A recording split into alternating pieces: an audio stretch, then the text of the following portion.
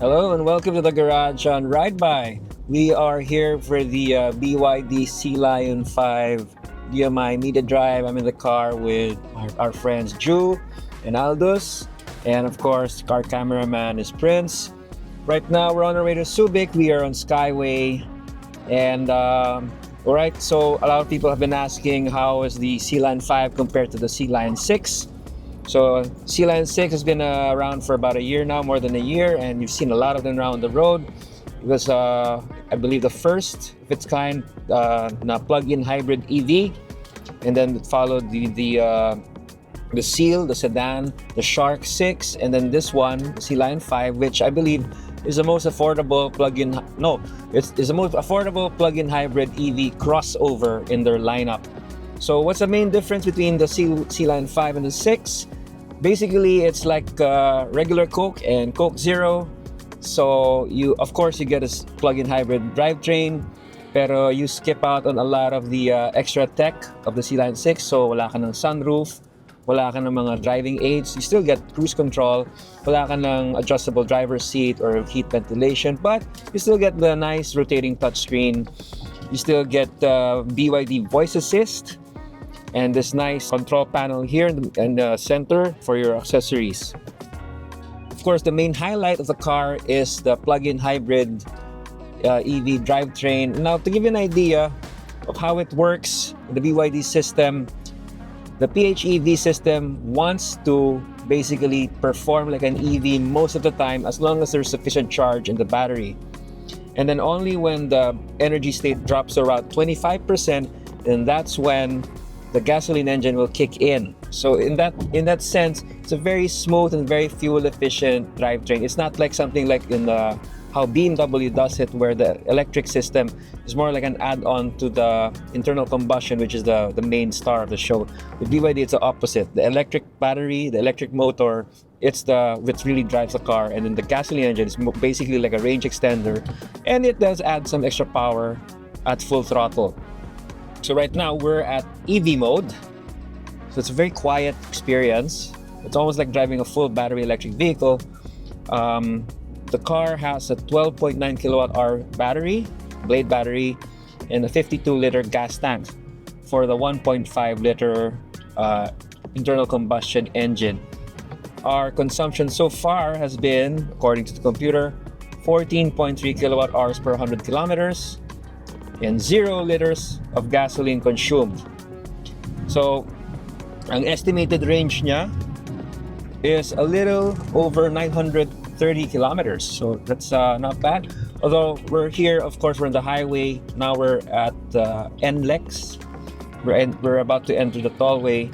So we'll probably get even better fuel and energy efficiency. So let's find out.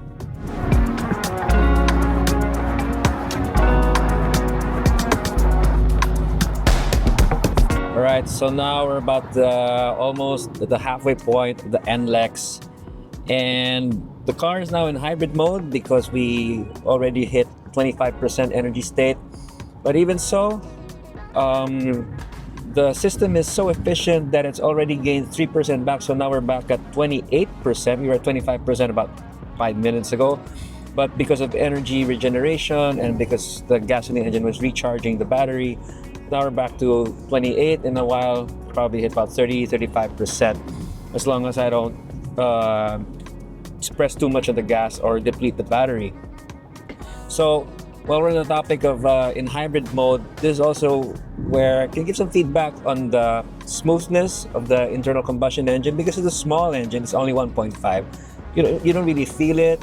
You don't really hear it so much. It's just a very low hum unless you really press on the throttle. And as a driving machine, Sealion 5, I think it's okay. I mean, it's not fantastic. It's not a sporty crossover. It's not pretending to be that. The steering is electrically assisted. As usual of the type, you don't really get a lot of feel, but you can set the sport setting to the steering so that it's more firm. It's heavier on highway speeds. And because it's the Sealion 5, so wala kang mga driving aids. I actually like that because now I have to be reminded to constantly check my mirrors, so wala kang mga blind spot detection. Yung cruise control niya is just basic cruise control. It's not adaptive cruise control. So here I'm not using it because we're in a tight convoy and I have to be able to quickly adjust my position with gas and brake. And then yung driver seat niya, it's manually adjustable. So at first glance, parang yeah, medyo tinipid nga compared to the Sealion 6. But then again, it's also significantly cheaper. I think the Sealion 5 is about a little over 1.2. So you get a lot of money saved right away. And kung hindi ka naman maarte and you don't really like the advanced driving aids, this is actually a better value for money proposition. So checking our efficiency figures right now, we are now at 7.9 kilowatt hours per 100 kilometers and 2.7 liters of gas per 100. So ang combined niya is 4.9 liters per 100. So it's about a little over 20 kilometers per liter. And we're actually setting a brisk pace. We're about averaging about 90 kilometers per hour. So it's not bad.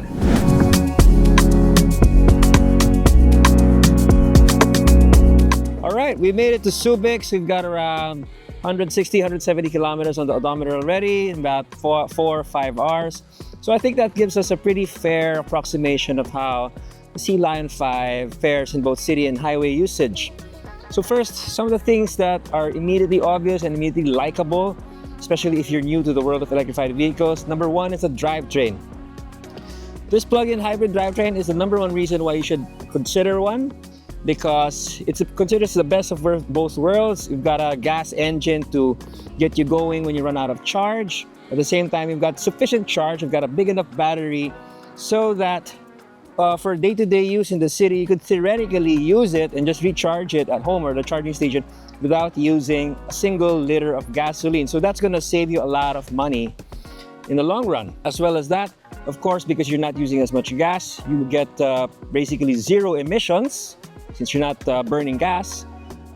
It's also quieter. It's a very smoother experience that is just so unlike what you may be used to with normal combustion engine vehicles. Then of course the ride quality is something that I also like. It is not a sporty car. Don't have any illusions. The suspension is too soft to be a handling machine in the twisties. However, it is tuned for highway comfort. You've got enough suspension travel to take the sting out of bumps, but at the same time it's not that wallowy. There is still some of that float if you're driving too fast, but let's face it, most people will not be driving aggressively anyway. You've got good strong brakes, all disc brakes with ABS, and the regen really helps. You can also adjust the regenerative braking for a standard response or a very on-off high resistance feeling. So when you've got the regen at the high setting, you're basically doing one pedal driving, because the moment you lift off the throttle, the car decelerates right away, and that is the fastest way to recharge the car. Styling, actually the styling's pretty good, especially the front end. I like this lean athletic look with the creases here, the clean fascia. You've got just enough aluminum trim here to break up the boredom. Nice wheels, medyo conservative, parang turbine siya. The side is pretty much standard SUV, standard crossover. The back is kind of plain though. This part here, this part here, this trim, parang kaliskis, like what my colleague EJ said.